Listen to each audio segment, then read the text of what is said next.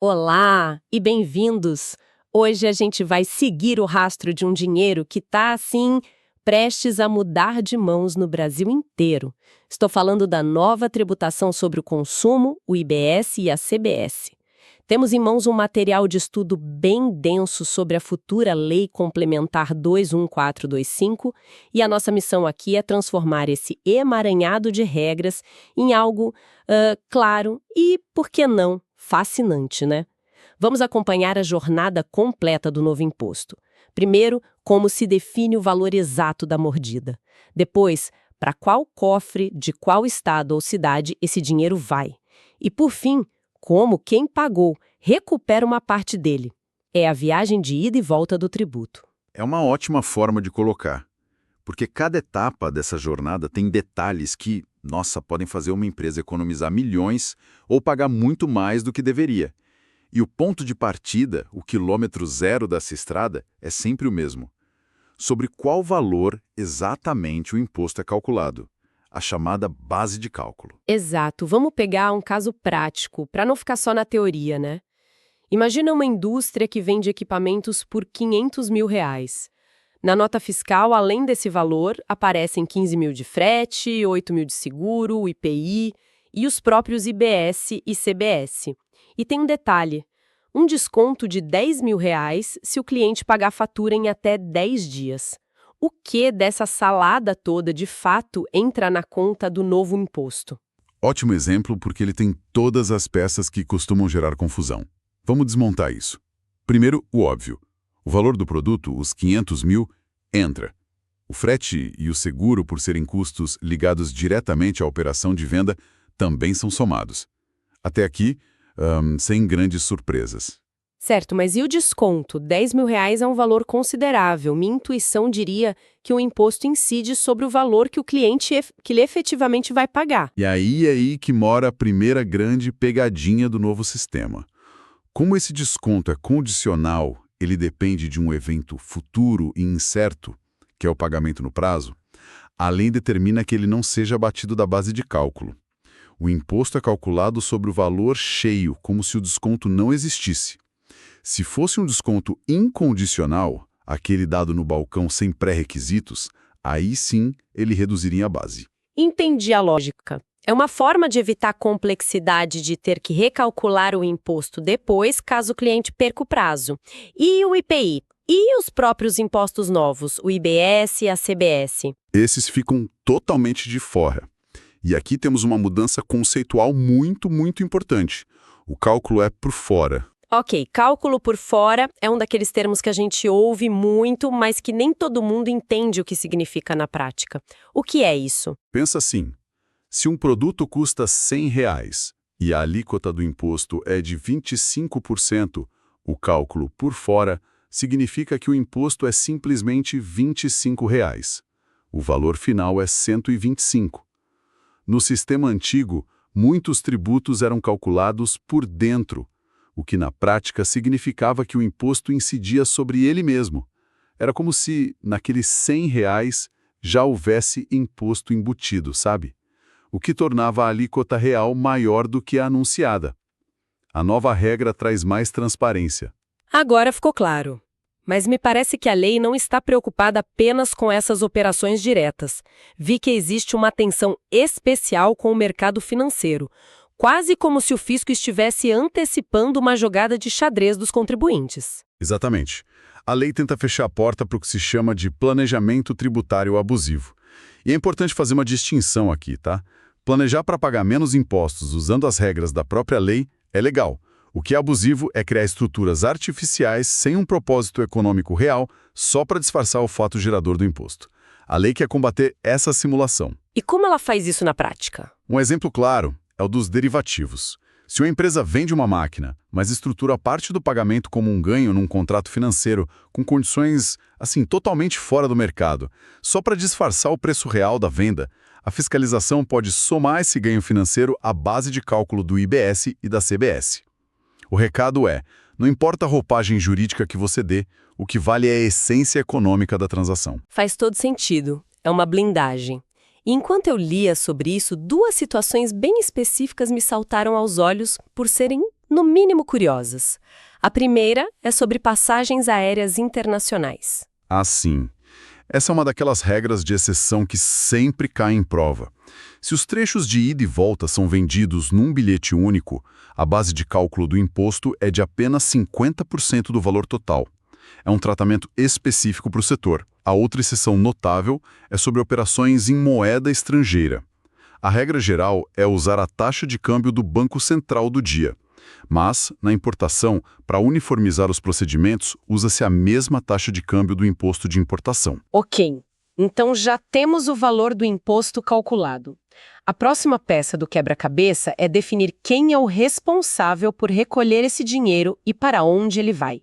E é aqui que a lei mira num dos maiores e mais complexos alvos da economia moderna: as plataformas digitais. Sim, e a regra é direta e tem um impacto gigantesco.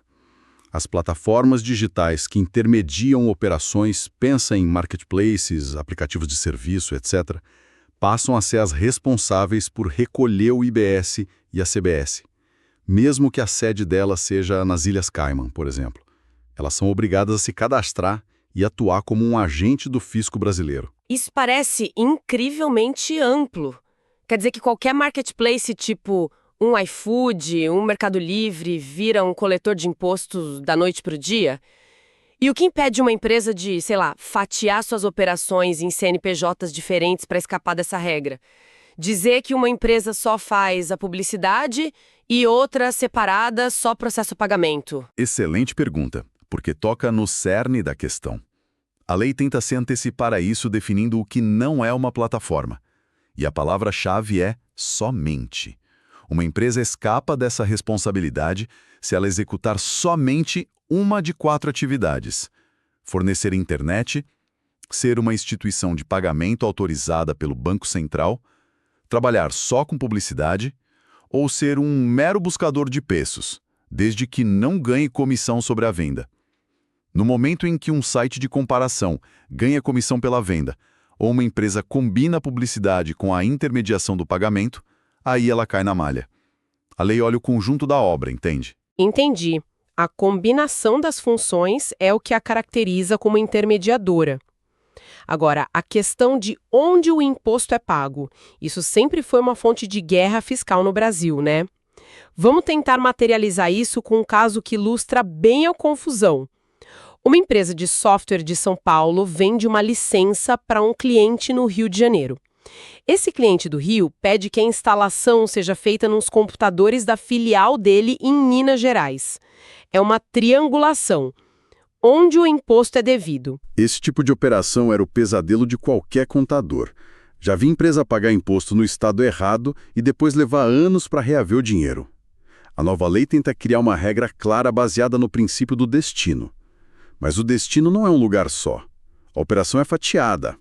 O imposto sobre o bem e o software é devido no local da sua entrega, ou seja, a filial de Minas Gerais. Já o imposto sobre o serviço e instalação é devido onde o serviço é efetivamente prestado, que nesse caso também é Minas. Então nesse caso os dois foram para Minas. Mas e se a instalação fosse feita remotamente, da sede de São Paulo para os computadores em Minas, mas o suporte técnico fosse para a matriz no Rio? Aí a complexidade aumenta e a lei se aprofunda. Ela distingue adquirente, que é quem paga, a empresa do Rio, de destinatário, que é quem efetivamente recebe o bem ou serviço. O imposto sobre o bem ou serviço é, em geral, devido no local do destinatário. No seu exemplo, o software para Minas e o suporte técnico para o Rio. Essa distinção é a chave para resolver 90% das disputas sobre o local de tributação. Perfeito. Isso nos leva a outra ponta da jornada do imposto. Depois que a empresa paga, como ela recupera o tributo que veio embutido nos seus próprios custos? Chegamos ao que talvez seja a maior promessa da reforma: a não cumulatividade plena e o sistema de créditos. Exatamente. A ideia é que o imposto não seja um custo para as empresas na cadeia produtiva, apenas para o consumidor final. Para isso, o IBS e CBS pago na compra de insumos vira crédito para abater do imposto devido na venda. A grande mudança é operacional. sai de cena a apuração complexa por filial cheia de regras estaduais e entra um sistema unificado, mensal, por CNPJ. Em teoria, uma simplificação brutal. Mas a teoria sempre encontra a prática. A grande questão é, o que afinal a lei considera um insumo que dá direito a crédito? Vamos a outro exemplo. Uma distribuidora de bebidas. Ela compra vinhos para revender, compra também cervejas para a festa de fim de ano dos funcionários, adquire IPIs para o pessoal do estoque e, para completar, compra uma obra de arte para decorar a sala da diretoria. O que dessa lista vira crédito? Esse caso é ótimo porque mostra exatamente onde a linha é traçada. A regra central é: não há crédito sobre bens e serviços de uso ou consumo pessoal. Vamos lá. Os vinhos para revenda. Crédito total. É a matéria-prima do negócio. Os EPIs como luvas e botas. Crédito também. Não são um benefício pessoal, são uma necessidade para a execução do trabalho. Agora, a gente entra na zona cinzenta. As cervejas da festa e a obra de arte. Exato. Para a lei, ambos são considerados de uso ou consumo pessoal e, portanto, não geram crédito. Mas espere um pouco, isso parece contraintuitivo. Uma festa de confraternização não é uma despesa legítima da empresa para motivar a equipe com objetivos de negócio? Qual a lógica do legislador para classificar isso como pessoal? Onde exatamente eles traçam essa linha? Essa é a grande discussão. A lógica por trás da lei é tentar ser o mais objetivo possível para evitar litígio, sabe? O legislador entendeu que, embora a festa seja um evento corporativo, o consumo da bebida é, em sua essência, pessoal. O mesmo vale para a obra de arte, vista como um item de embelezamento e não como um insumo essencial à atividade de distribuir bebidas. A linha é tênue e, sem dúvida, será testada nos tribunais. Mas a regra escrita hoje é essa. Entendi. É uma regra dura para evitar discussões subjetivas sobre a necessidade de cada gasto. Uma vez que a empresa apurou seus créditos válidos, ela pode usá-los como quiser, para pagar o imposto deste mês, por exemplo. Não exatamente. A lei cria uma fila, uma ordem obrigatória de compensação. Primeiro, você é forçado a usar seus créditos para quitar quaisquer débitos antigos de IBS e CBS. É uma espécie de limpe seu nome primeiro.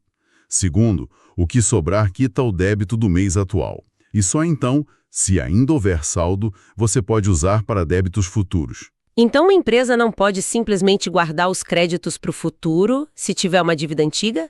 Isso deve ter um impacto significativo no fluxo de caixa. Com certeza. Muda completamente o planejamento financeiro. A boa notícia é que, como alternativa a rolar o crédito para o futuro, a empresa pode pedir o ressarcimento em dinheiro.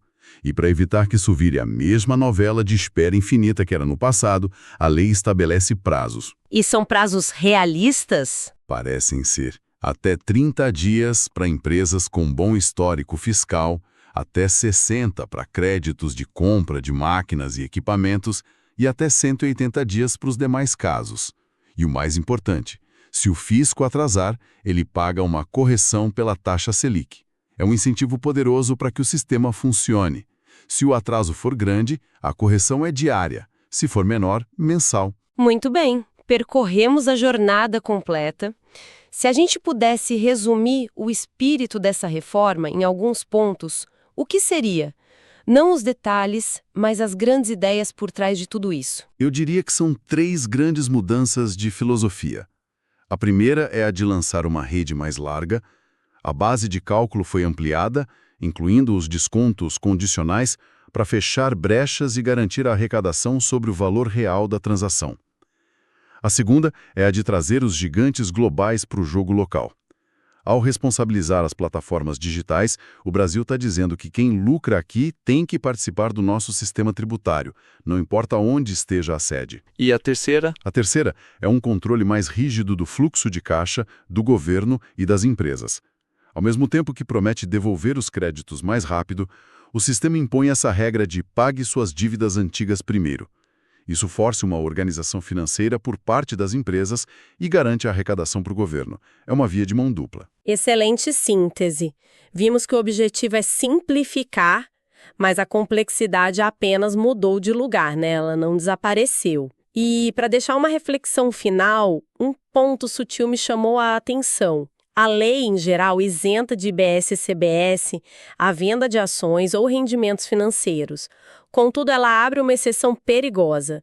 Diz que se um conjunto de operações, na sua essência, equivaler a uma venda de bens ou serviços, o imposto será devido. E essa é, na minha opinião, a fronteira do direito tributário para os próximos 20 anos. Isso nos leva a uma pergunta fundamental. Até que ponto uma reorganização societária complexa ou uma engenharia financeira sofisticada pode ser reinterpretada pelo fisco como um disfarce para uma venda de mercadoria que seria tributada? A linha entre um planejamento tributário legítimo e uma simulação fiscal acaba de ficar muito mais nebulosa. E é exatamente nessa zona cinzenta que as grandes batalhas judiciais do futuro serão travadas.